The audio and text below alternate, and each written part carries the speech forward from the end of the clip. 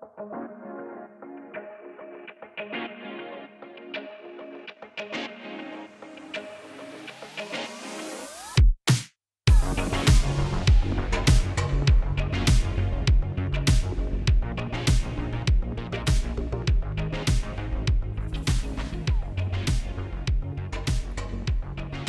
and welcome to Inspired Earth, everybody. I am super excited to bring you this week's episode. We've got a huge whopper to digest on this one.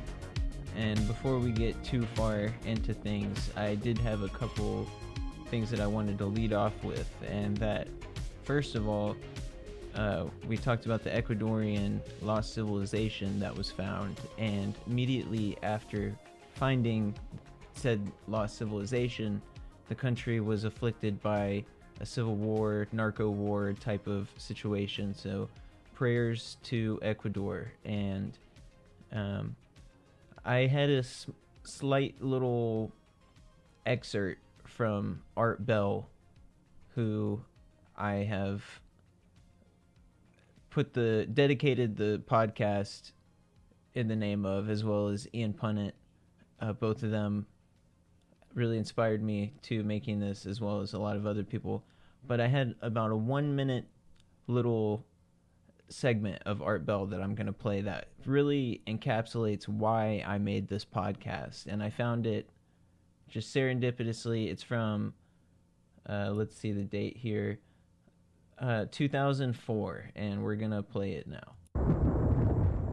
You ever wonder about the news? I do a lot. I wonder about it. I mean, I'm about to read you and sort of skim through the headlines with you a little bit, but it's never good. The news is never good. Has that ever occurred to you? Surely there must be good things that happen out there, right? But they don't get in the news. The news is always 100% assuredly bad. Now, why is that? Why is really good news not newsworthy, but really bad news? In fact, the worse it gets, the better, right? Is it something about if it bleeds, it leads? Well, it leads. So that's pretty much the point of this podcast, is to show the other side of humanity and the other side of current events, our technology, what our minds can do. And that it's not all negative in the world, even though it can feel like that from looking at the news. And this is kind of supposed to be an escape from that. And so normally we won't talk about the military on Inspired Earth, but today's episode might be one of the few exceptions, and I will tell you why. Because of the statement that they made that is just so mind-boggling. And it's not about the purpose is not about it being a weapon or war or anything like that, where that's like not the purpose of me bringing this up. Although it's a component of it, it's something that we're going to try to be optimistic about and just hope for the best regarding that, and try to be optimistic and put love and peace intentions. But all right, so we're just going to go into it here.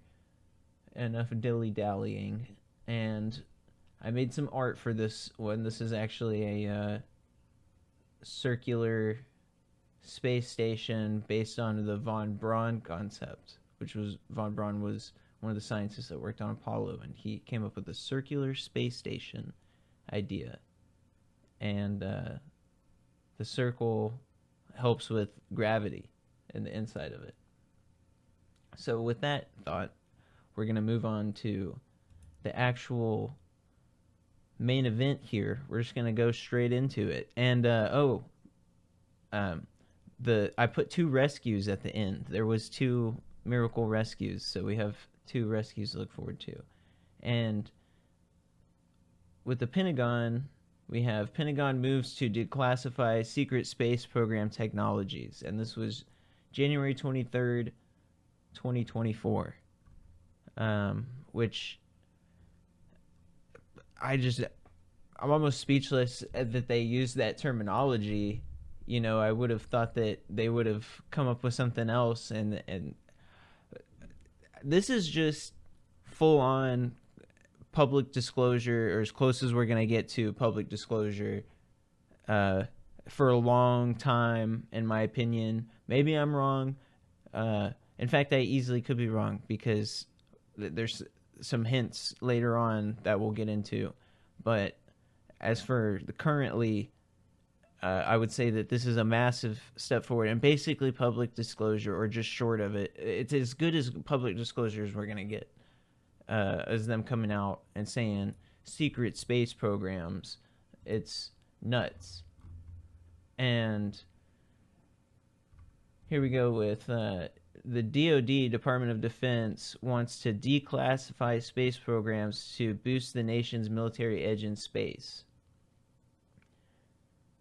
The world is investing in the militarization of space, and to that end, the U.S. Deputy Secretary of Defense Kathleen Hicks recently approved a new policy that will reduce the classification level of some highly secret space programs and technologies.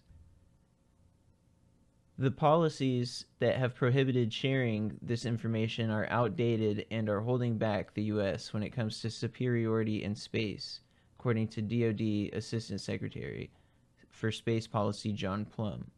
What the classification memo does, generally, is it completely rewrites a legacy document that had its roots 20 years ago, and it's no longer applicable to the current environment that involves national security space, Plum said last week. This policy does not mean that these programs and technologies will now be fully unclassified and revealed to the public. Instead, it will lower their classification levels in order to share some technologies and programs with the private industry and international allies to help the U.S. build asymmetric advantage and force multiplier that neither China nor Russia could ever hope to match. And I don't know, that's a bunch of military jargon. One can agree with that and disagree with that. That's not really the point of this. The point is that they're saying that they're disclosing the technology, and it's not going to be public, but they're trying to tell people within the military what the military is actually doing. And we'll get to some interesting parts of that here in just a second. And I don't know why every time I click it changes. Sorry about all the clicking. It just went to a different page. Okay, so all right, in order to share that, so they're going to be moving that to the technologies to the U.S. Armed Forces to decide for themselves the own classification levels. So each branch of the military will be able to pick what technologies need to be declassified for their service members, appropriate to each service branch, I would assume, which seems really complicated and arbitrary, but it says this is where it gets really interesting. One of the key issues driving this policy change is what is known as special access programs, security protocols that severely restrict the sharing of highly sensitive and classified information. Some of these SAPs, special access programs, are acknowledged, meaning that their existence is known to the public, but there are details that haven't been revealed, and there are others, however, that are unacknowledged, meaning that their mere existence is even a secret. And I'm guessing that some of these SAPs will not be acknowledged even to some of the armed service branches, that they will remain above even them possibly. And so we're only seeing some of them go down, I feel like. And that this is not, well, I mean, it basically says that.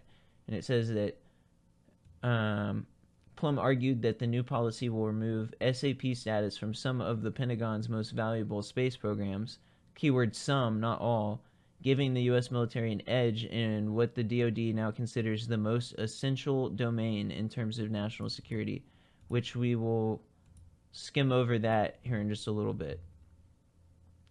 Anything we can bring from an SAP level to top secret level brings massive value to the warfighter, massive value to the department, and frankly, my hope is over time, it will also allow us to share more information with allies and partners that they might not currently be able to share, which we'll talk a little bit more about that later.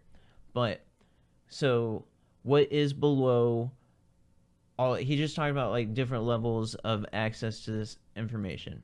And what is below all of these different levels of access? The public. The public is at the very bottom of all of this. And we have absolutely insane technology out there that we're paying for that we don't have access to and is mind-blowing. And they want to use it all for weapons and don't want anybody to know about it because they want to use it as a force multiplier. Which, again, we're not really talking about the politics of that. We're just kind of talking about the technology of it. But some officials at the Pentagon have been calling for such new classification policy for years, arguing that excessive classification has prevented advanced military capabilities from deterring attacks from adversaries, which is one of the main reasons that they were created to begin with. So that's a really crazy statement. And to backtrack slightly, he's basically saying that they have crazy technology and it's so classified that they can't even prevent attacks from adversaries. So we got people flying around in space looking down at us being attacked, and they're not allowed to, they don't have permission to help us. And that's a mind trip. That's, you know, like, and they apparently they want to help us. Some of them do want to help us. In a rare show of disclosure, the U.S. Space Force and National Reconnaissance Office revealed a set of general capabilities of the Silent Barker Watchdog satellite, launched by United Launch Alliance in September 2023, which really wasn't that long ago. Before the launch, NRO and Space Force officials told the public that Silent Barker was designed to keep an eye on satellites and spacecraft in geosynchronous orbit. The disclosure was designed to help deter attacks on U.S. satellites. So they released that technology just as a deterrence. So they don't want to release any technology unless, I guess, they have a reason to, militarily, quote-unquote, reason to. Not only are we going to maintain custody and ability to detect what's going on in GEO, geosynchronous orbit, but we'll have indications and warnings to know there's something out of the normal occurring. That goes a long way towards deterrence. So, I mean, that makes me think of some alien stuff, too. If you're talking about the government observing geosynchronous orbit, or basically anything in orbit, we're going to talk a little bit more about that later on. But it says, the exact capabilities and specifications of the U.S. military intelligence community satellites remain unknown. As well, we're going to be talking about this here in a little bit too, but it might not even all be satellites. Like, they have crafts. They have full-on crafts up there. Who knows to what extent, but they have at least some. That's for sure known fact publicly that we're going to talk about here in just a second. But if they're talking about it publicly, then chances are there's probably 100 or 1,000 times more quantity or advanced technologically that we don't even know about. And that's what this article is basically talking about, is that we have a secret space force program, secret space program. And let your mind run with that, because it should. I mean, this boggles the mind. Let's move on to this other article, Interesting Engineering. That was Yahoo News. This is Interesting Engineering on this same topic. And basically copy and paste article, except at the very, very end, it talks a little bit more about the membership. They talked about cooperating. Here we go with a Plum with a Department of Defense International Space Cooperation Strategy aimed at facilitating joint military space operations among the U.S. allies and partners. As part of this initiative, the Pentagon has already expanded the membership of the Combined Space Operations Initiative from 7 to 10 countries. During the CSPO's most recent meeting in early December, the DoD announced that Italy, Japan, and Norway have been added to the initiative. So we're spreading this technology around, and I don't know, this really sounds like some Star Trek type of stuff. We have all these different countries coming together into the Combined Space Operations Initiative. I mean, boy, 2024 is starting off with a bang. We're not even through the first month yet, and we have Pentagon declassifying secret space programs to boost the military edge, and that 20 years ago was no longer relevant. I mean, 2024 to 2004, they're talking about post 9/11 type area. That's interesting. And here we go with space.com. With earlier, the DoD mentioning that space is the most essential domain for the U.S. military. Pentagon, DoD, conflict is not inevitable in space or anywhere else, and the United States of America is committing to preventing conflict through deterrence. Oh, that was a mouthful. Committing to preventing conflict through deterrence. And to that end, I guess is what this is all about. But here we have something that I have highlighted. The United States, Hicks said, is only interested in space-based warfare capabilities to serve as a deterrent or as a warning that American orbital assets are not to be messed with. So they talk about orbital assets. That could be satellite, but there's more to it, and it hints at that later on in this article.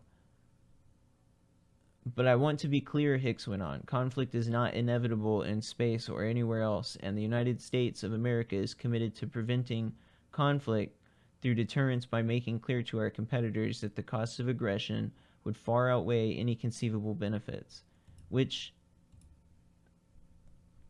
are, once again, arguably, it kind of has its logic, but it's got big holes in it. But we're not here to talk about the logic of deterrence today. That a lot of other people have talked about that and have dedicated time to that. You can look that up. You should look that up. That's a very big thing because it controls a lot of our policies. So deterrence is a huge thing, but that's not the purpose of this. We're just talking about the technology, and I keep on emphasizing this because it's easy to slip into that sort of mindset of like we're doing that, they're doing this type of thing. That's not the point of this. This is just the technology of humanity that needs to be exposed to the public, and that it doesn't have to be all war type of stuff. That's just what they're emphasizing. This is the angle of the military that we're hearing, so that's why it's all military-esque. But let's just continue. During a ceremony, Vice Chairman Joint Chiefs of Staff Christopher Grady added that space is now the most important domain in which the U.S. military operates, brought into focus by recent conflicts in which space-based assets like communication satellites and GPS systems have paved a pivotal role. So yes, GPS has paved a pivotal role. However, I'm thinking that they're not all talking about satellites here. That once again, we're talking about orbital craft. That is the next topic that we're talking about. So to counter such threats, the Space Force has been conducting training exercises in recent years to simulate an on-orbit combat, and has been expanding its capability to keep tabs on threats in space, both known and unknown. There you go with the aliens. Meanwhile, the Pentagon's Defense Advanced Research Projects Agency, better known as DARPA, which, infamous, recently asked private companies to submit new ideas for space weapons. Yeah, giddy on the space weapons. All in the name of peaceful deterrence, of course. Yeah, we need the space weapons for peaceful deterrence. So I'm glad that this space.com article points out the irony in this in the last sentence. The author did a really good job of saying a lot with a little there, of having this whole article about this and then ending with the sentence, all in the name of peaceful deterrence, that we're doing all of this, if you can believe that.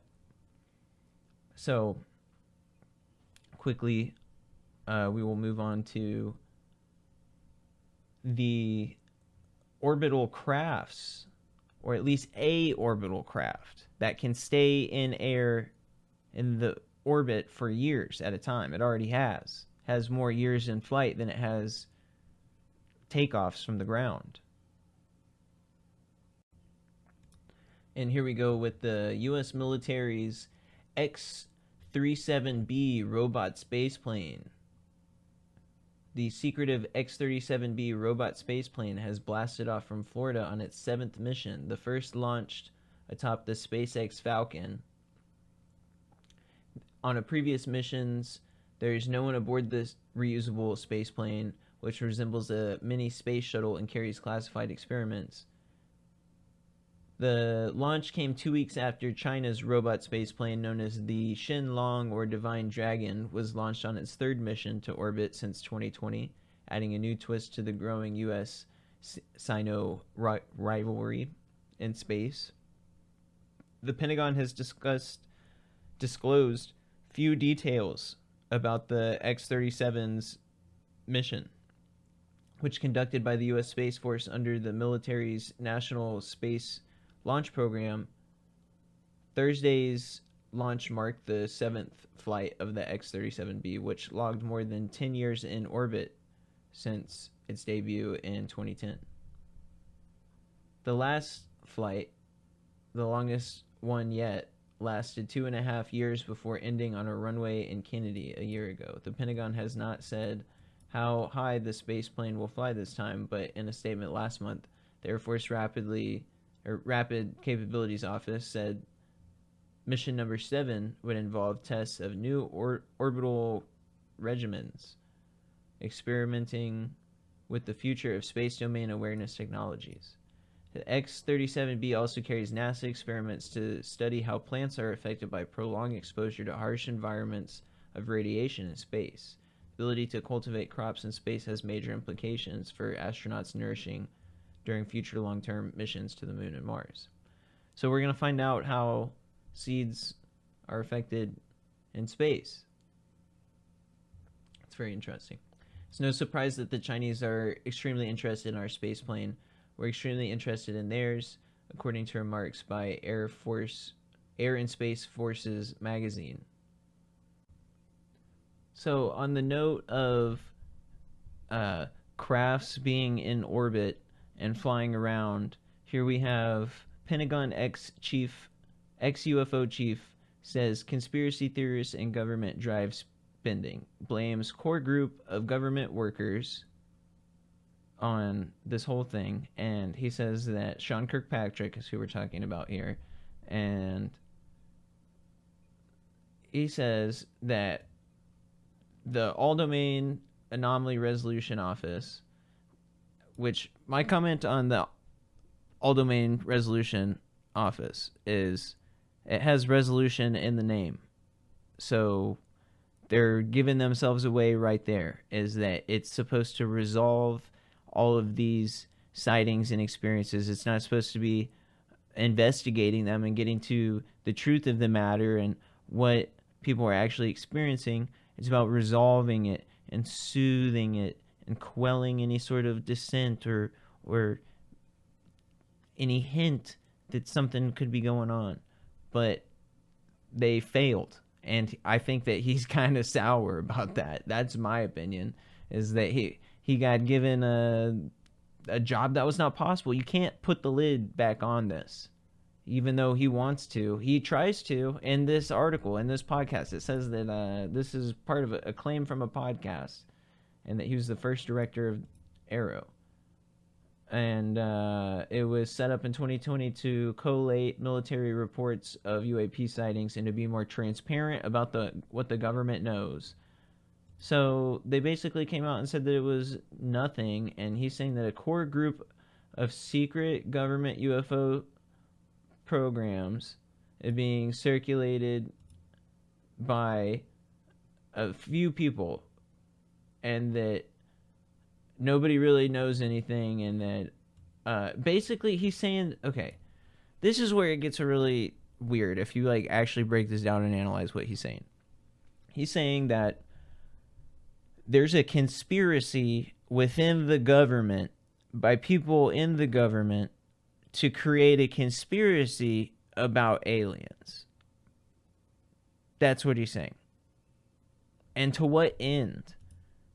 Why are they doing this? And he's saying that these conspiracy theorists within the U.S. government are perpetuating myths about the UFOs that millions of tax dollars are spent looking into. You know, you got to really think about that for a second. The audacity to come out and say that there's nothing to any of these sensor experiences or sensor data, radar data, pilot experiences, whether it be military or commercial or private. You know, pilots see weird stuff in the sky. People on the ground see weird stuff on the sky or in the sky. So that doesn't have any, you know, some of it might be ours. Some of it might be ours. And I think that he was kind of hinting at a little bit of that some of it could be ours. And I totally accept that. I mean, we were just talking about that they have crafts up there. It might not all be alien. He might not even know about it. It sounds like it's so compartmentalized and classified that he doesn't even know about it, and that he will probably never know about it. But I think that he's sour that he wasn't able to quell any dissent, and that he wasn't able to do his job effectively at all to resolve the anomalies. He did not resolve it. People are still talking about it. And here it says, Kirkpatrick, I declined to identify the people by name. The actual conspiracy is being carried out by a group of true believers themselves to get the government involved in the business of investigating aliens. You've got to talk to people who come in and tell their story, or tell the media or other people come in, but it turns out none of them have any firsthand evidence or knowledge. But that's not true. We have the pilots that experience these things. We have people that have filmed it. We've got so many people. That's just not true. And he's not being genuine with that sort of statement.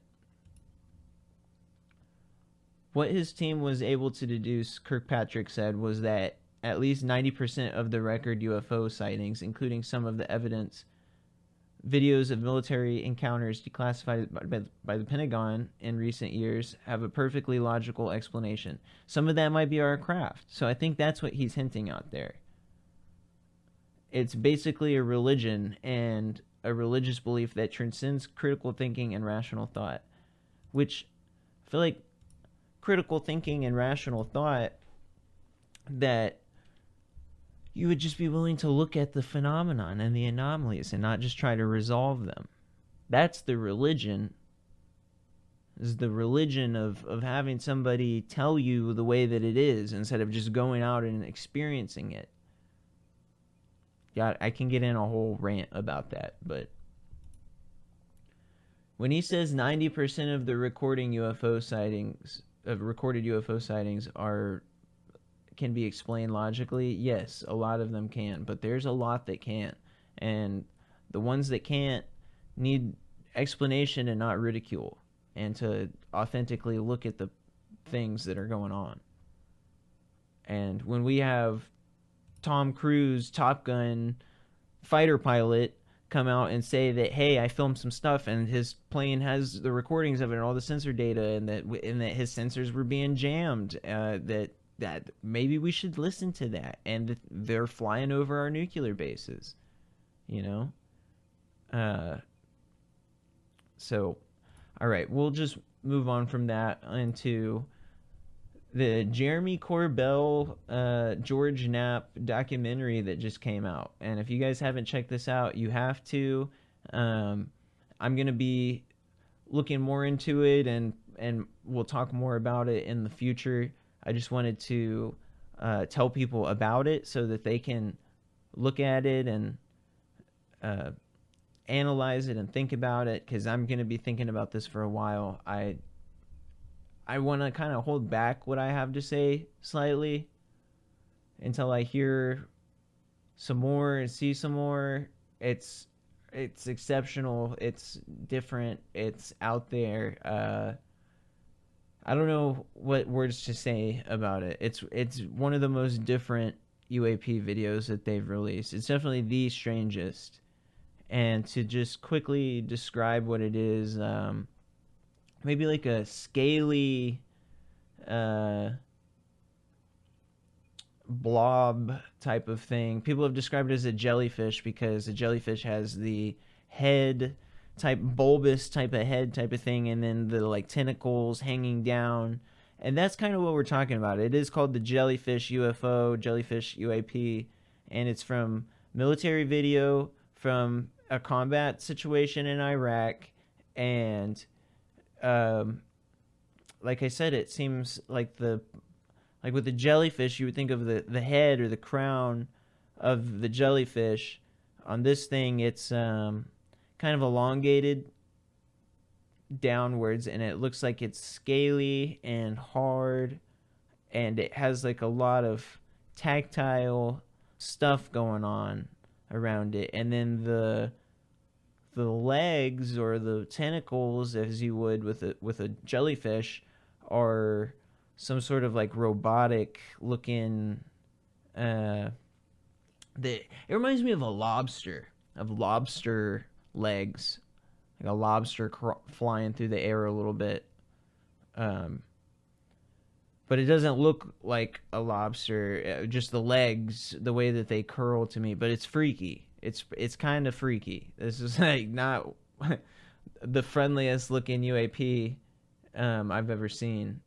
I mean, not to say that it's malevolent. I mean, we don't know. I mean, it just looks different, and it looks scaly and spiky, and yeah, that's kind of it.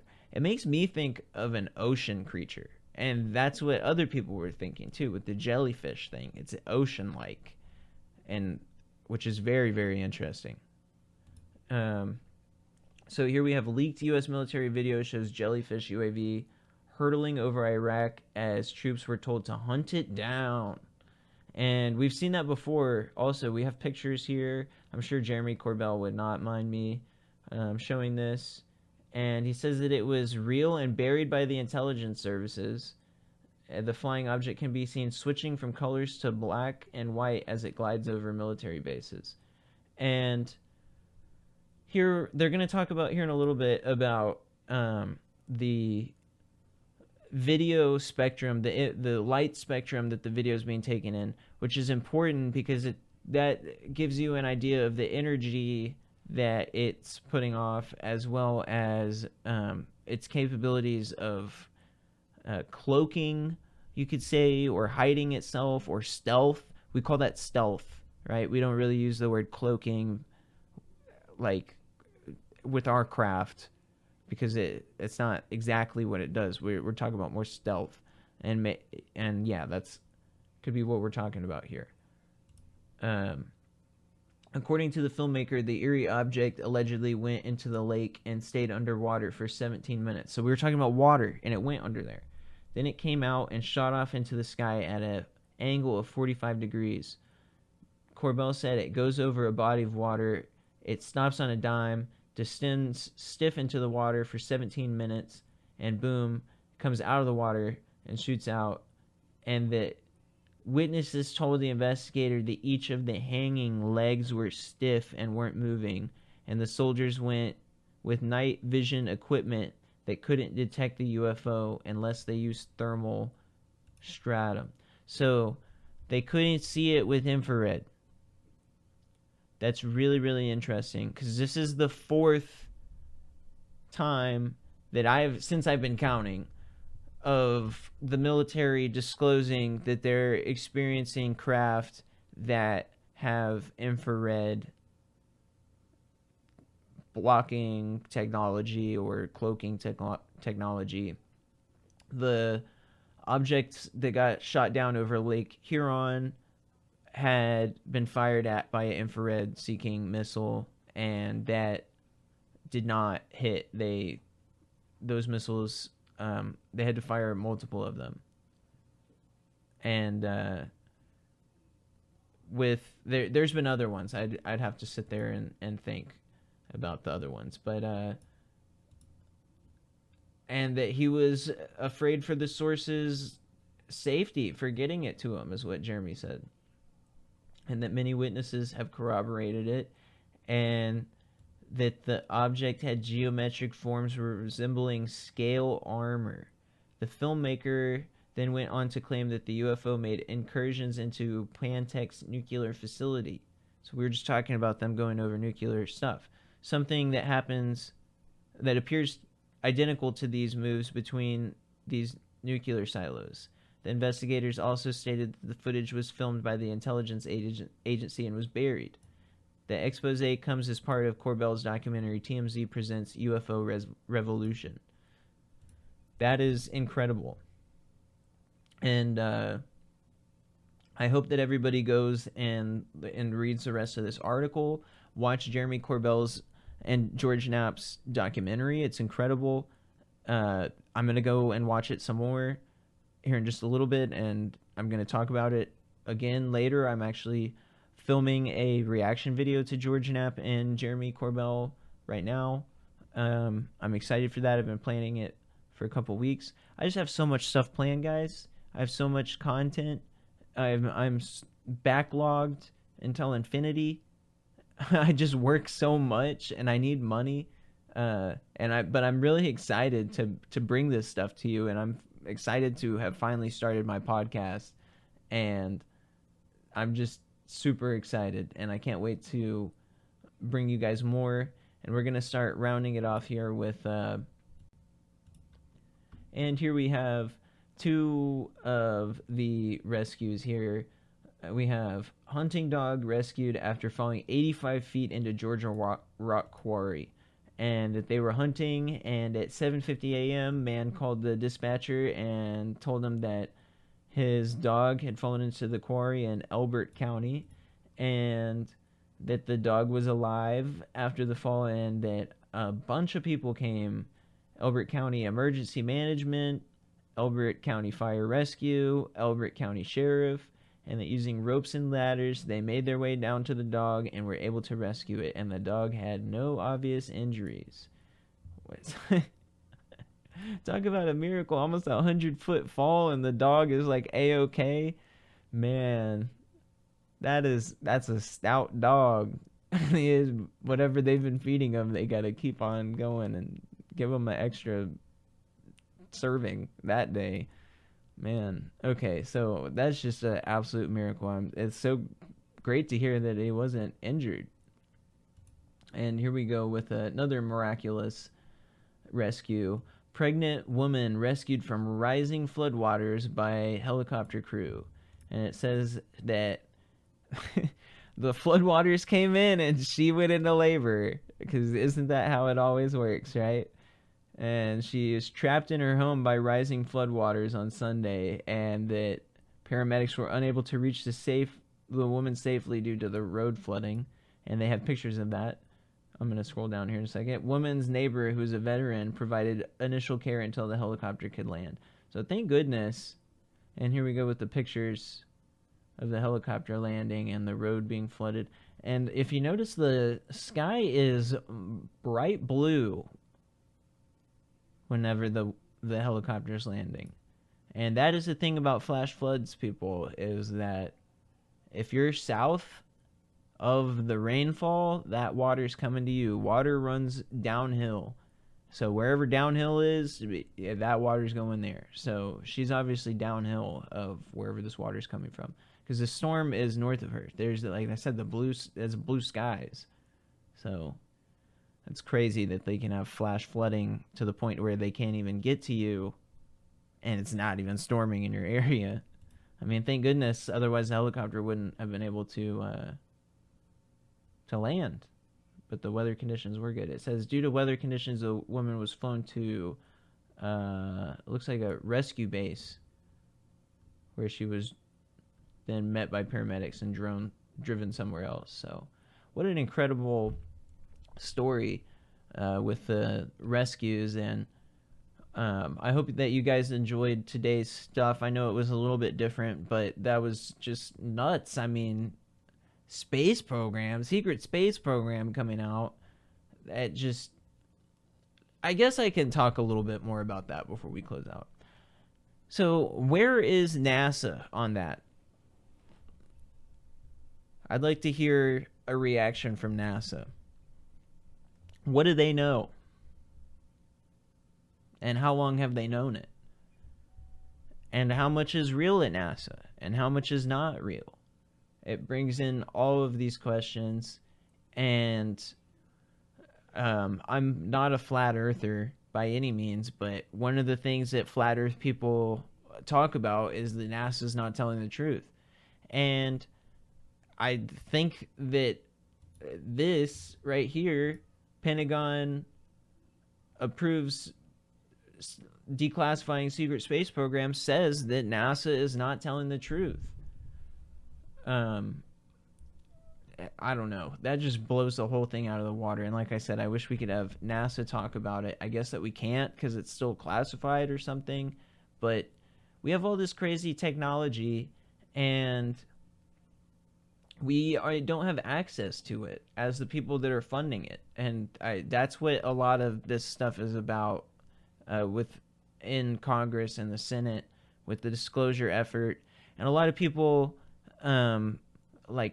that don't follow that, that are public and aren't into UFOs and sci-fi and science and technology, like the people listening to this obviously would be, but they ask, what is the point of disclosure of aliens? Why is that a big deal? Why is it something that they should care about whenever they're going to have to pay their bills and pay their power bill and their rent and work all day long and not be able to afford to go to the doctor or go to school? And I know that I'm mainly talking about America here because other places in the world don't live like that, but that the place in America, that is how people live.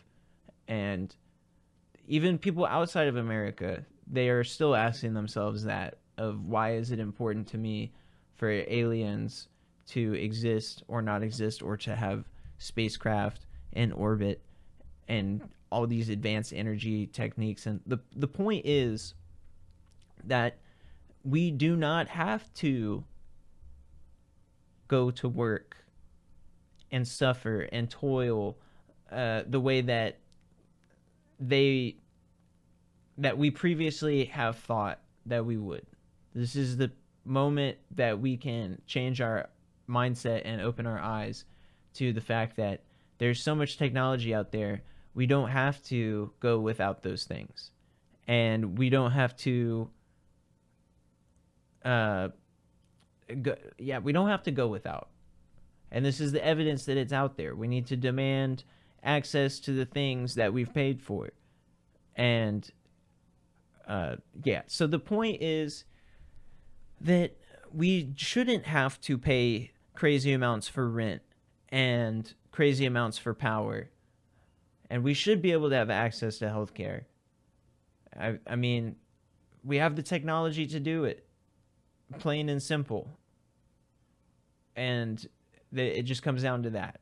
for me, and that the world is crying out, the earth is crying out for change, and we have all this technology to do it, and we get hit over the head by the sensationalism of media that tells us the opposite, or to be afraid of this person or watch out for that, and all this fear mongering. Like, that was the point of the whole thing at the show, at the beginning of the show here, was that they have the negative sensationalism in the media, but there is so much more to life than that. And whenever you start changing your mindset of what is out there, that when you look at the sky and you remember that we have crazy stuff up there with crazy energy, you know, and that and that there's scientists inventing stuff all the time that change everything.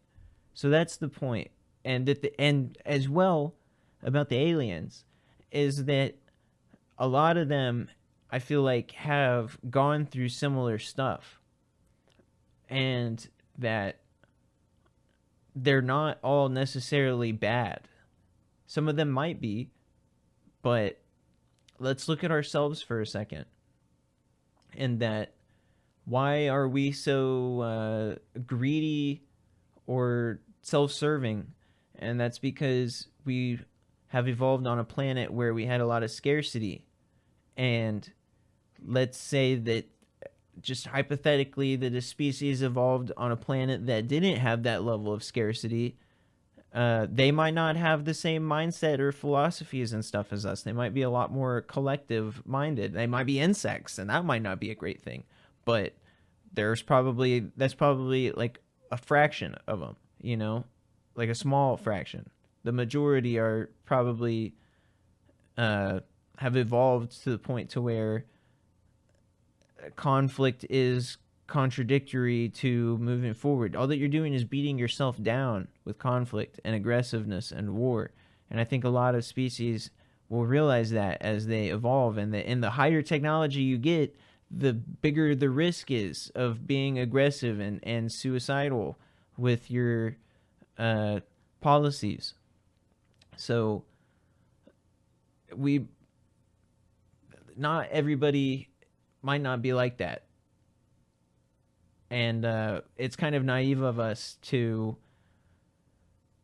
project ourselves onto all of the aliens of the universe to say that they're colonizers and that they're evil and that they're going to come in and take us down and fight us and make us slaves or food or whatever. Because as their technology becomes higher, they realize that violence is counterproductive. So technologically they reach a point where they become peaceful. And I think that that's the majority of species in the universe, and that they all work together against the few that are not peaceful. The few that are not peaceful are probably a massive threat to the few that are, or to the majority that are peaceful. And frankly, the majority of our problems on this planet come from us. And I don't think that they come from aliens, or that aliens are coming here to destroy us. I think aliens want us to get it together. And that's primarily the point of this as well, is that good and evil is not unique to our world. And that there's probably a lot of aliens that are nudging us towards awareness and waking up. And one could say even a revolution, which is interesting that Jeremy Corbell and George Knapp use that term. That terminology is way deeper than maybe even they realize, but they're tapping into something really, really deep. And they are, I'm sure that they're aware of a lot of it, and I want to tell them more about it, but it's kind of forbidden to talk about. But yeah, I'm going to wrap it up here today, and I really appreciated it, guys. I'm looking forward to more, and be hanging on for more content to come out soon. And oh, I almost forgot. I have some art that I'm going to put at the end of here that is inspired by what we're talking about here, with the spacecrafts, secret space programs, and it's just some stuff that I made. I can't even really say I made it, but I put it into an AI generator, and it's very unique. It's not unlike other people's stuff. So I know AI art is kind of controversial. I just do it for the fun of it. I'm not trying to be deceitful and tell anybody that it's anything but AI art. It's AI art, but I think that it's cool, and I hope that you guys enjoy. So that's what's coming up.